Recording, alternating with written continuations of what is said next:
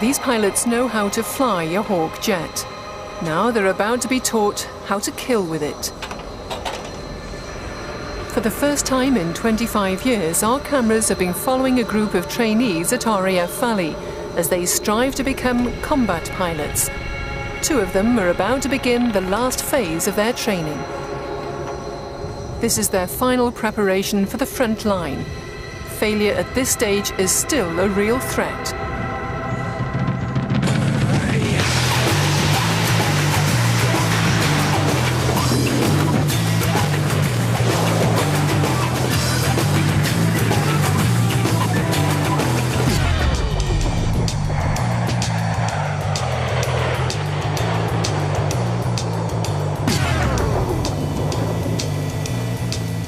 Congratulations on getting to 19 Squadron. You're probably less than a year away from your frontline squadron, and you're probably less than 18 months away from being combat ready. People that have left here just over a year ago were preparing to go out to the goal. We're looking for you to fly the aircraft confidently and aggressively. We cannot afford to send anyone to the front line that's going to need to be carried.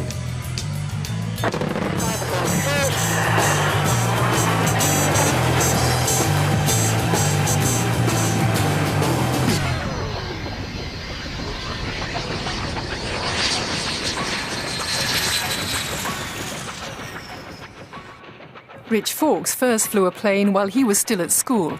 Ever since, he's wanted to be a combat pilot. There's a lot to learn. Clearly, there's a lot to learn. I mean, they hit us with the information very quickly early on. So, I mean, the first briefing was straight into it. So, we know that the curve is going to be quite steep. It's been Dave McBride's ambition since the age of 9. He's been an RAF navigator for 18 years, but at 38 still desperately wants to become a combat pilot. Still can't believe I'm here. Squadron leader, navigator, fairly experienced, and I mean, it's brilliant that it's happened, but I still have days where I sit back and go, wow. And this is one of them. The Hawks are being prepared for the trainee pilot's first flight as part of 19 Squadron. When the students come to us, they have already learnt to fly. They've already got their wings and they've proven that they can fly the aircraft. Our role is to introduce the frontline tactics and weapons. We are basically preparing them for the front line. Dave and Rich are about to fly Air Defence Mission 1. It's the first time they'll use their aircraft as a weapon. Right, looking for the ranges on the beam 2.5. You'll see in the beam that 2.5 to 5 comes and goes very They'll be taught some basic dogfighting techniques and how to shoot down an enemy aircraft at high speed. Or even way before then, I think I might get the nose on here. Okay? So outside the turn circle, decreasing aspect, which means you end up looking more down his jet pipe. Think about what aspect you might be... It'll test their ability to fight tactically and think instinctively at high speed. Pickle the button and then start the count. How long does the missile take to hit in the beam? 4 seconds, yeah, absolutely. It happens very quickly, it doesn't give you a lot of time, so lots of anticipation. First time we're actually using the aircraft rather than learning how to fly the aircraft, how to land the aircraft, things like that. So this is the first time where we're actually sort of thinking aggressively about shooting the bandit or trying not to get got ourselves. First go at air defence in the front seat. I've been doing it for 17 years, sat in the back watching what's going on out the window, and now I've got to prove that I can actually do what I've been watching people do for all those years. Dave and Rich have been paired together on 19 Squadron. They'll fly together in most of the sorties and tests, and each will need to learn how the other thinks.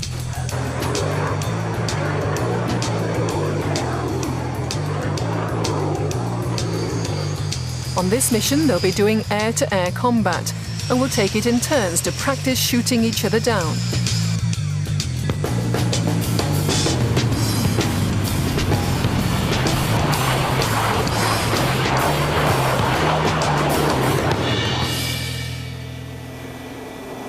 Today, Rich is the enemy.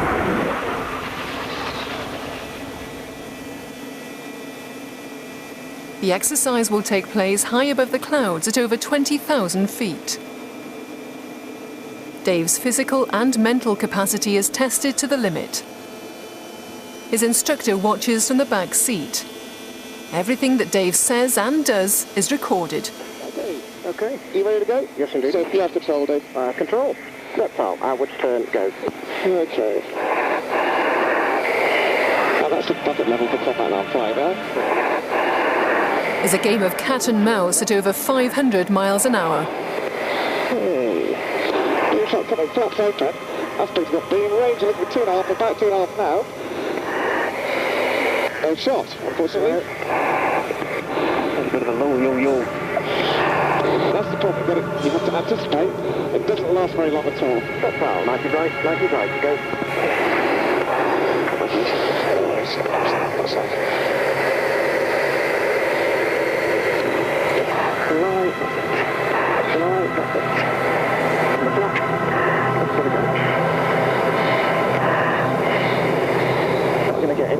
I think fraction too long on the unload there, but it's hard to tell. I can see him disappearing right into the stair there. Flaps open. In the stair. In range. Yeah, so I could take a shot there. Yeah. At last Dave gets his man. If this was for real, Rich's hawk would be falling to the ground in flames. 6.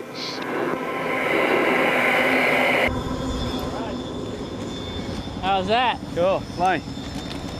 Welcome to the world of air defence. You don't need to go to the gym when you're doing this game, because what you're doing up there is quite sufficient, I think.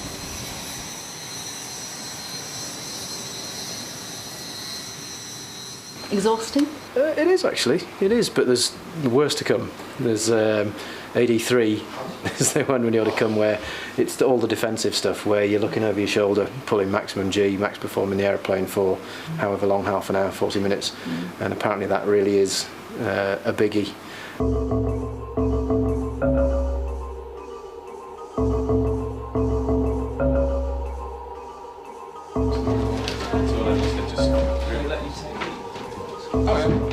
RAF Valley has been training combat pilots for over 50 years. Only the elite make it through to 19 Squadron. Those joining are only too aware of its history, tradition and high expectations. If pilots fail to meet the high standards, they'll be out, chopped. Scary just because it's so much new to learn. You want to succeed. You don't want to come out looking bad. So it's scary because of the pressure. It's quite interesting how much harder we do have to work over this side. Well, I'm finding anyway. And some of the guys may be finding otherwise. We expect them to work hard, and certainly because they're getting ready for the front line, we expect them to prepare themselves. We give them the information that they need, but it's up to them to make sure that they know it. We expect them to show them the correct amount of initiative. There's a lot more stuff to learn, and you have to be able to take it in a lot quicker and sort of inwardly digest, if you like, so that you can perform when you're up in the air. And you don't get a lot of time to sort of consolidate to think about it. You have to be able to be pretty much there or thereabouts first time. So yeah, whereas you've got a bit more slack maybe over the other side. Get here and the curve is definitely getting steeper.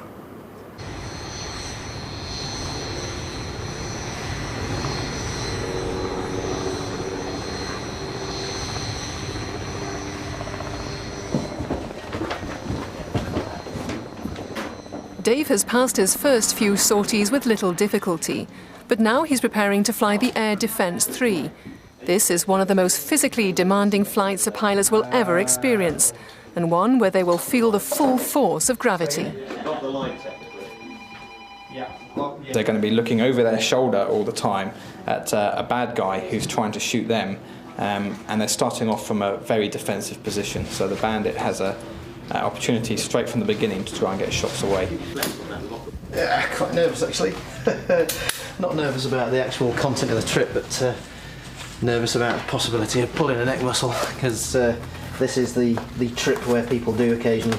Yeah. So that's sort of sitting in the back of the mind, but as long as I get my neck warmed up sufficiently, and then hopefully we'll be okay. But it's just one of those trips where it's high G, obviously with a helmet on, most of which is looking over your shoulder, but you've got to keep looking forwards checking your height and all that sort of thing, that your speed's correct for the manoeuvre you're trying to do, and that you're not over G in the aircraft. So of course you're having to move under G and back, and if you're doing it under a few G, it's fine.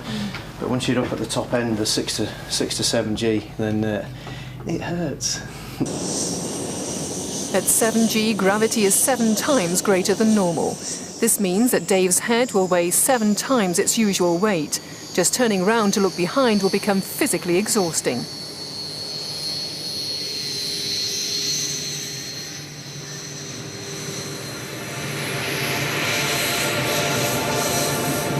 Dave is going to be chased in this sortie by an experienced frontline pilot, which will add to the pressure.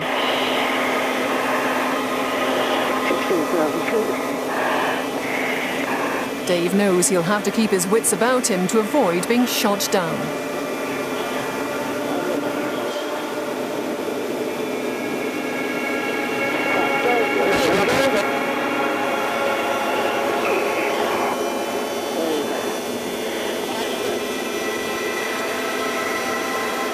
In the crushing turns, gravity squeezes Dave's lungs, squashes his stomach and pushes blood to his feet. Just looking outside for the enemy requires tremendous physical effort. But Dave must remain focused or lose the battle. Left 9.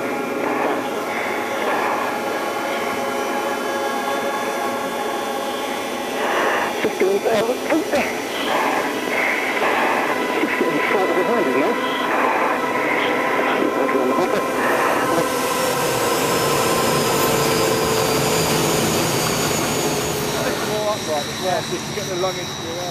40 minutes later, the mission is over.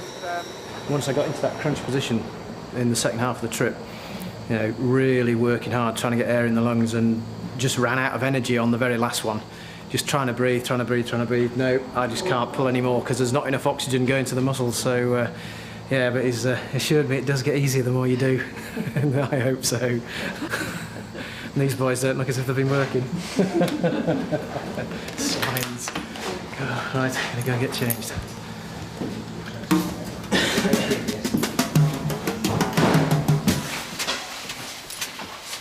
Dave is progressing well, but Rich has been finding the going rather tougher. His recent performances have been poor.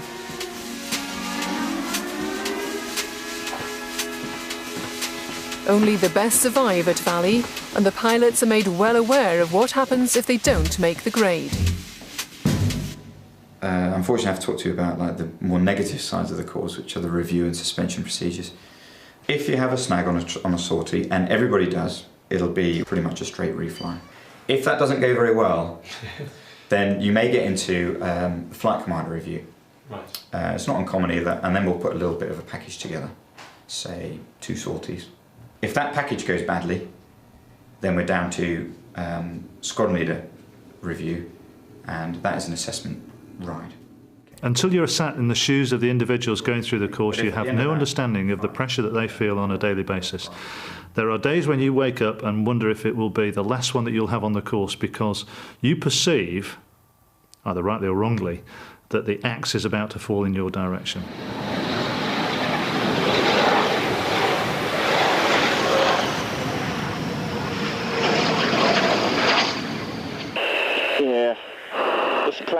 Rich is watching the playback of his most recent flight. Air Defence 10. Increase about, what, 13, 14 as a base? 90 right, go. It didn't go well. Well, not you, stay there. I thought that was a snapper 1. Ultimately went up there and wasn't quite quick enough and sharp enough on what was happening at the time, so hopefully a couple of days on the ground I'll just go through it all again, speed it up in my head, and I'll get up there and know what I'm doing. So. And the reason it's not working is because we're going the same way as the fight. He failed the trip. The instructors of 19 Squadron discuss his performance and his future. Okay then, we're here to discuss Rich Falk's performance in the AD phase and how it's all gone a bit Pete Tong for him. We've got 2 aircraft, 2 friendly, myself and in fact Dave McBride, who's sort of the wingman. We've been working together in this phase with 1 bandit.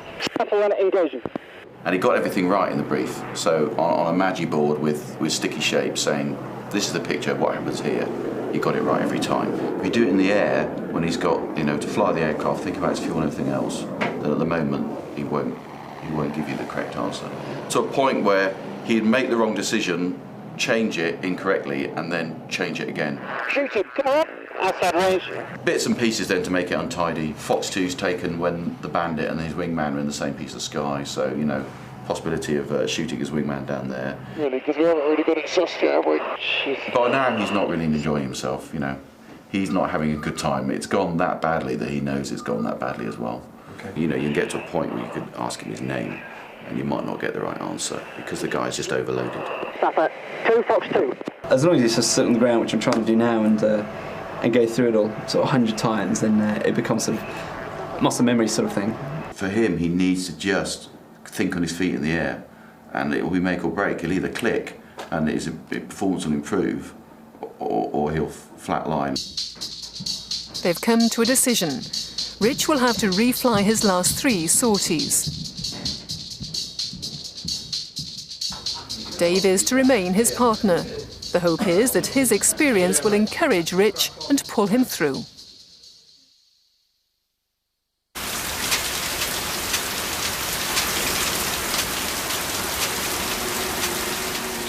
The next day, Rich is due to refly his air combat exercises, but the weather isn't favourable.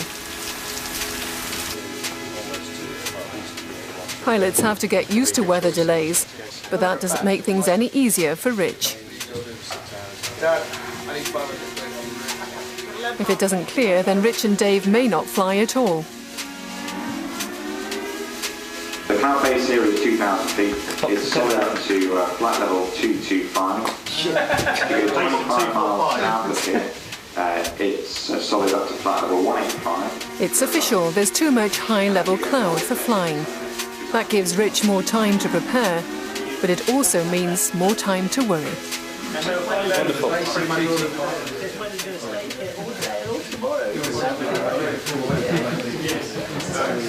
That's the best thing to do on a bad weather day. Sit down and get well ahead of the game, and hopefully be on top of it before we get there. So, just keep working, because once the good weather does come, you don't get time to really sit down and consolidate all the stuff that you're trying to learn.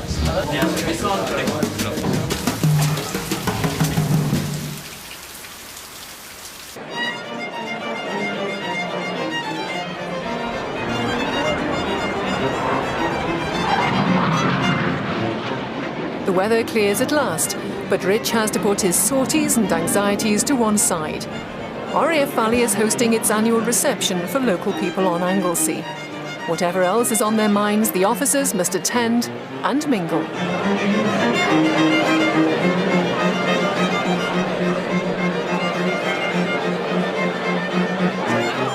Yeah, you let yourself down a bit, or that's how you feel, but then most people, I think, do you feel a trip or two. As long as it doesn't become a trend, I think. As long as you can not let it get you too down and jump back in the aircraft next time.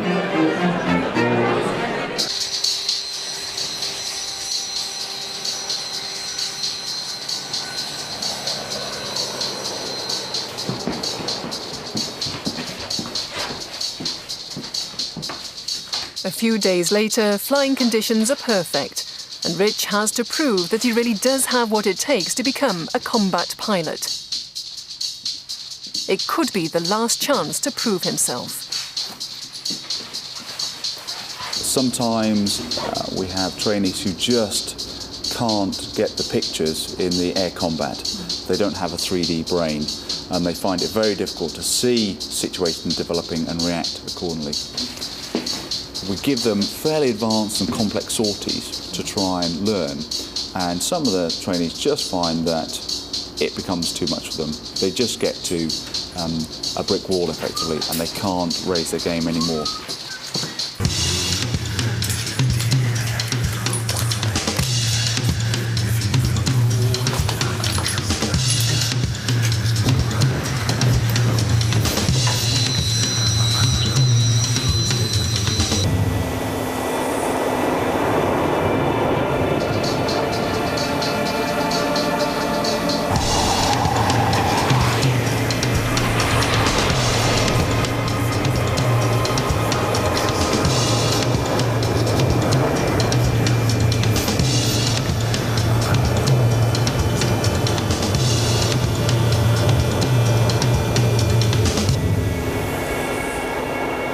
has earned himself a reprieve.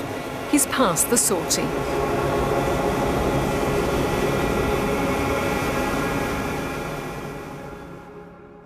The pressure was on, but I knew that I was fairly confident that I could do it, because I knew that it was just a matter of sitting down and working it all out in my head before going and doing it again. And the last few days you've had to work quite closely with Dave. How far is the camaraderie helped? Oh, excellently, yeah. I mean, obviously we get on very well. We've been, all working together, same squadron for the last year or so now. And yeah, that's been awesome. And obviously he knows huge amounts about air defence because he's been around for about 15 years doing it. So yeah, sure this next phase is going to be even more on top of what's going on. It's properly into his old domain. So.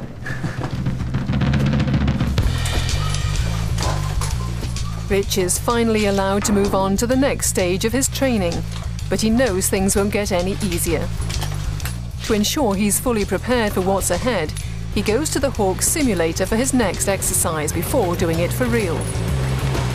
His mission, to track down an enemy aircraft that has invaded Britain's virtual airspace. This will be shoot to kill.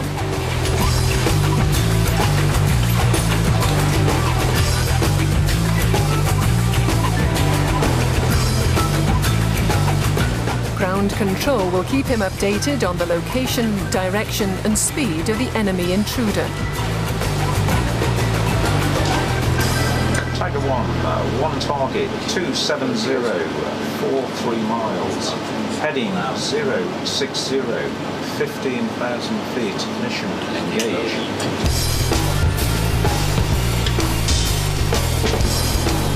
Two, 5, 8, 17.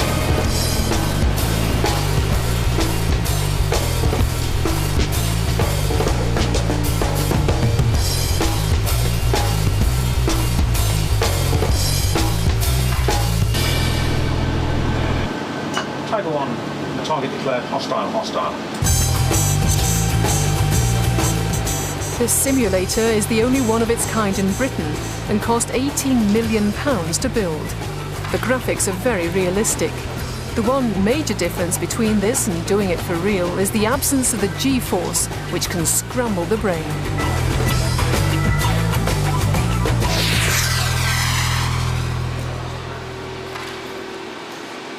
Now Rich has to prove he can fly the mission for real.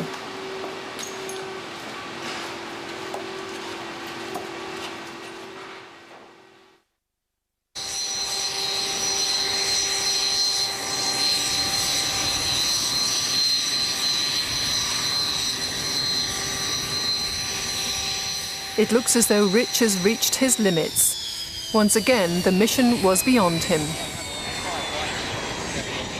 He's given one final chance. He's to fly with a squadron commander in what's known by the pilots as the chop ride. Rich has been having a few problems. We've got to the point where I need to fly an assessment sortie with him. And effectively, that's because he's been given some remedial training. He has improved on some sorties, but then we've had a bit of a regression in some aspects as well. He has been told that he needs to pass this sortie to continue.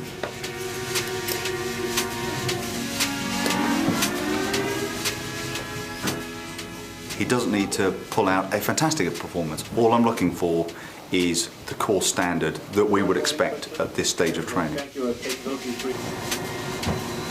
It's make or break. This could well be the end of Rich's dream of becoming a combat pilot.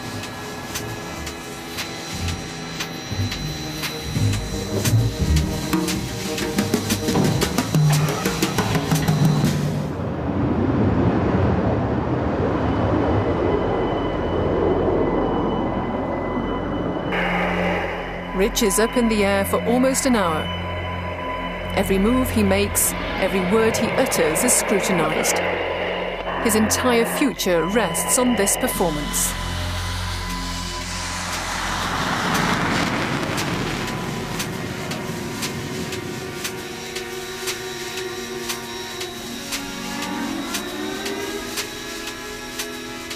He's putting a brave face on it, but things don't look good for Rich.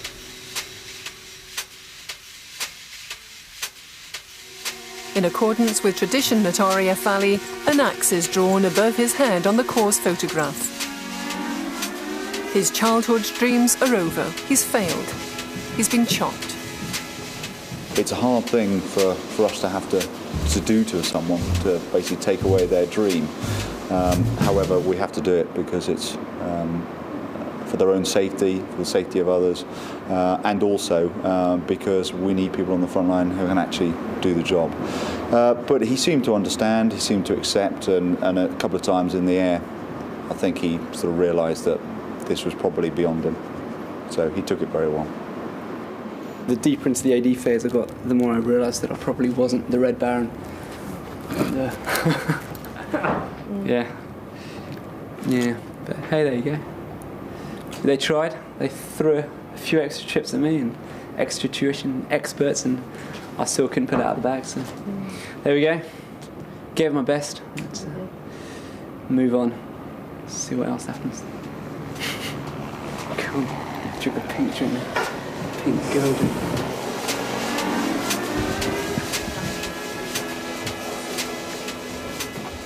The pressure all the way through, you never think it's going to be you, and then all of a sudden he's finished, and that's it. So a massive pressure relief, stress relief for him, in that the pressure he was under has stopped, but of course now he's wondering what's next.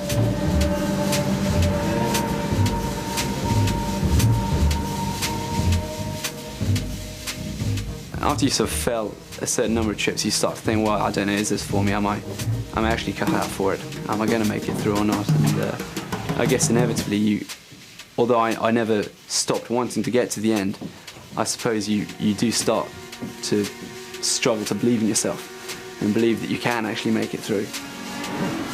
After leaving Valley, Rich is sent to train as an RAF transport pilot.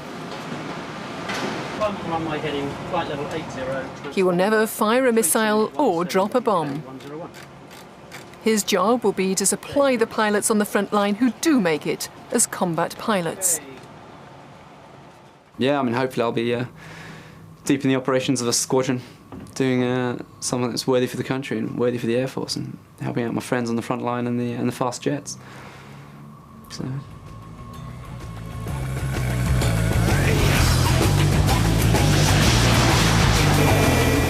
In the final episode of Combat Pilot, Dave gets to drop bombs on a beach in West Wales. Pilots get to grips with low-level flying in the wilderness of Canada. And we'll find out how many of the pilots make it onto the front line. And you can find out more about the making of the programme and the recruits at bbc.co.uk/combatpilot.